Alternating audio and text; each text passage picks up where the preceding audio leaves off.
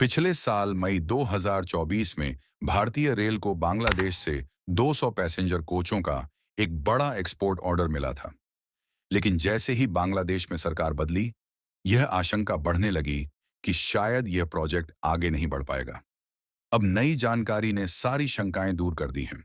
RCF Kapurthala में इन कोचों का निर्माण आधिकारिक तौर पर शुरू हो चुका है। सबसे महत्वपूर्ण बात यह है कि 200 में से 20 कोच इसी साल यानी दिसंबर 2024 खत्म होने से पहले तैयार कर लिए जाएंगे। इनमें 8 एसी और 12 नॉन एसी कोच शामिल होंगे। पिछले शनिवार से इन कोचों का प्रोडक्शन फुल फ्लो में चल रहा है।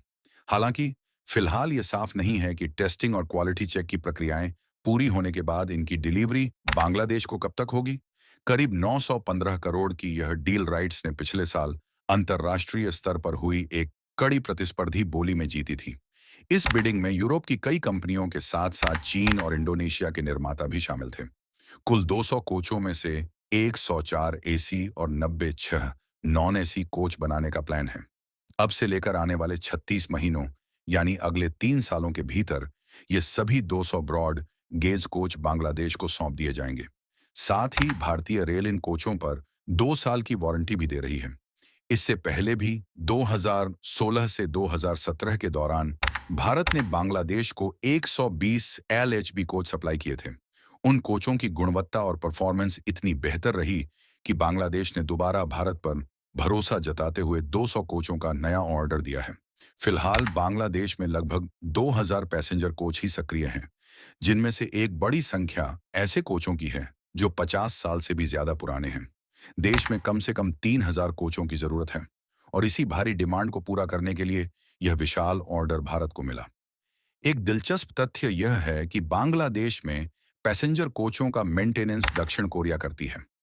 2024 में बांग्लादेश ने कोरिया रेलवे कॉरपोरेशन कोराइल को लगभग $38 मिलियन का मेंटेनेंस कॉन्ट्रैक्ट दिया था, जिसके तहत कोरियन कंपनी भारत, चीन और इंडोनेशिया से खरीदे गए करीब 2000 कोचों की सर्विसिंग कर रही है। कोच निर्माण की बात करें तो भारत आज दुनिया में दूसरे स्थान पर है और हर साल करीब 7000 पैसेंजर कोच तैयार करता है। हालांकि भारतीय फैक्ट्रियों की क्षमता इससे भी अधिक है। अगर एक्सपोर्ट ऑर्डर्स बढ़ें तो प्रोडक्शन और तेज किया जा सकता है।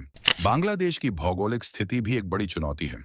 वहां 700 से अधिक नदियां हैं और हवा में नमी का स्तर 75 से 80% तक पहुंच जाता है। ऐसी परिस्थितियों में रेलवे एसेट्स में जंग लगने की संभावना काफी बढ़ जाती है।